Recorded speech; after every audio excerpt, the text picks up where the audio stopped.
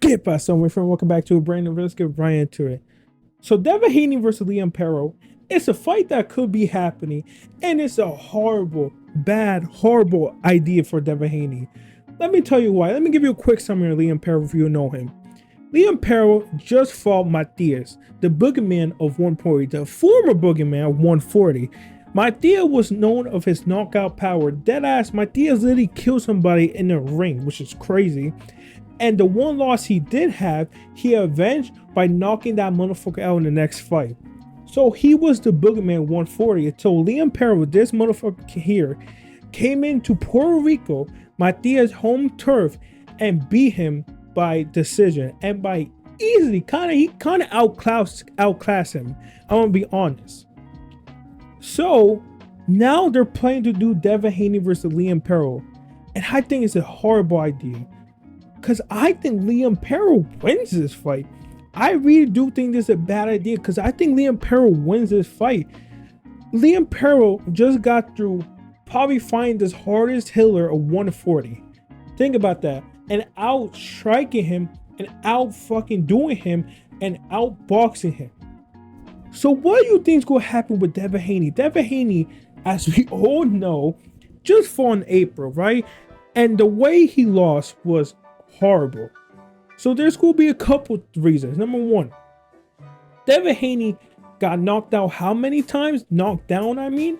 Like 3 or 4 times. And after the fight, his shin looked completely fucked up. You don't think that does something to you? Like to your mindset and to your actual chin? Ryan Garcia turned that sandstone shin into a glass shin. You're not the same after getting knocked out that many times. Look at Tyson Fury and Deontay Wilder. Yeah, I know they're fucking heavyweights, but they're not the same after those wars they went against each other. Both of their chins are now glass shin. Both of them, one of them got knocked out in their last fight, and the other one, Tyson Fury, almost did and got saved by the fucking referee. So I don't think he's going to be the same fighter because his shin. So he's going to be more prone to get knocked out. And don't forget, it's happening at 140. He's a 140 champion. Devin Haney weight cut is horrible. Like, he looks dead at 135. You all thought, okay, moving up to 140, he is going to look better. No, this motherfucker still looks dead. And we see pictures of him looking fat as hell. We're like, shit. How much do you weigh? And the fact that you probably were like 190, 180, you look overweight. Now you're gonna go back to fucking training camp and you're gonna lose all that weight. You're gonna be so dehydrated, it's gonna be crazy. And they're trying to make this fight for Australia around December 7th.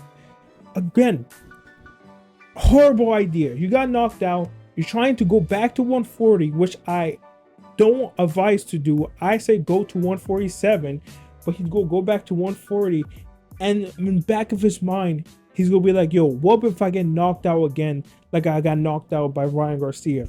What if the same thing happens? So his mental is gonna be all fucked up. Like, it's just bad after bad after bad.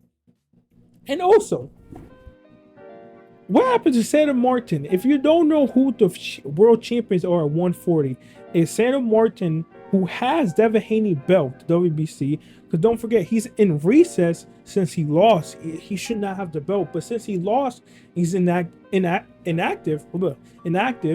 They promoted Santa Martin to a full-time champion. You also have Theo. You also have Paro, like I said, and now you have Reyes, who just beat Pitbull. How the fuck? Why is he fighting Paro? Is this a unification bout? That's my idea. Are they really going to take Santa Martin belt away from it and give it to Devin Haney? They're gonna be like, how you felt like being world champion just for like a couple of months, and then we're gonna take it back. Me and Devin Haney's gonna fight for the belt, right? You dumbass motherfucker. No, Devin Haney is gonna get the belt from you. We're just gonna take it from your bitch ass. We're gonna rob it from you, and we don't give a fuck. If that's what's going to happen, is it really going to be for unification? God, that's awful if that happens. But I get why you don't want to fight Santa Martin, but I feel like if you are going back to 140, that's a good tune-up fight. How you going to fight probably the best fighter in 140? Because in my opinion, now after we see what Ryan Garcia did to Devin Haney, I don't think Devin Haney beats most of the 140 champion. I don't see him fighting. I don't see him beating Theo. Rayo is still a question mark. I'm not sure about that. I don't see him fighting Paro because the way he fights in the clinch. He fights uncomfortable. He gets in your face, and he has a good chin and good power, good speed. So I feel like that's going to give Devin Haney a lot of fucking problems. I think he's going to not be able to deal with it. He's going to try to outbox him from the outside, but Paro just go bait him against the rope, grab him, fight in the clinch work, and just easy 12 rounds or win by 12 rounds. Or maybe he knocks down fucking Devin Haney and he wins by TKO. Again, bad idea for Devin Haney. If you are going back to 140, why you don't just go and fight Santa Martin? Hopefully they're not just giving your belt back because you lost. Yes, I know it turned into no contest, but still, you lost. You're now inactive, so why do you have the belt? And you already made another champion a champion. How you gonna take that away from him without even fighting? And like, nah, we don't give a fuck. Devin Haney versus Paro unification. Makes no sense. Fight Santa Martin. He's probably the guy who you could be 140. That'd be a good tune-up to see where you are. Hopefully you beat him. And then fight Paro and other fighters. And if it's my opinion, if I'm behind Devin Haney team, if I'm Bill fucking Haney, I'm advising Devin Haney to move up to 147. Why? Because of Ryan Garcia. We all know Devin Haney versus Ryan Garcia is probably both of their biggest fight they can make. Both of the biggest paycheck both of them can have. Because the first fight definitely gonna be bigger than the first fight, because the first fight wasn't big until the aftermath. The aftermath made it big with the steroids, with all this shit, with the no contest. Now if they do a rematch, it's gonna be way more entertaining, way better. It's just gonna be better in every way. It's gonna make more money because people going to want to see. Is Devin Haney going to fight back? Is he going to win? Or Ryan Garcia is going to knock his ass out? Because that's, again, we all thought, even Ryan Garcia thought, everybody in the world thought Ryan Garcia was going to lose. Even Ryan Garcia himself. Think about that.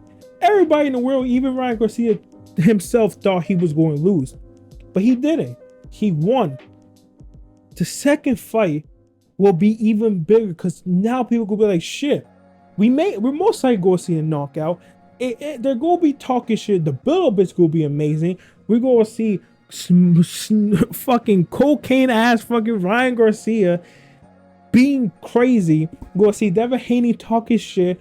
We're going to see both of them mad as hell. And we're going to see a great fight whenever they do fight.